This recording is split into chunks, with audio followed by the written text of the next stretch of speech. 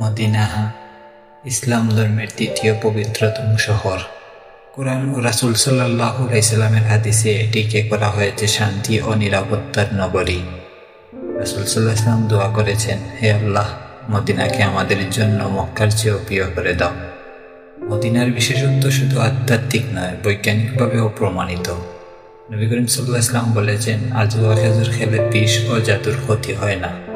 আধুনিক গবেষণায় দেখা গেছে আজওয়া খেজুরে রয়েছে শক্তিশালী অ্যান্টিঅক্সিডেন্ট যা রোগ প্রতিরোধ ক্ষমতা বাড়ায়।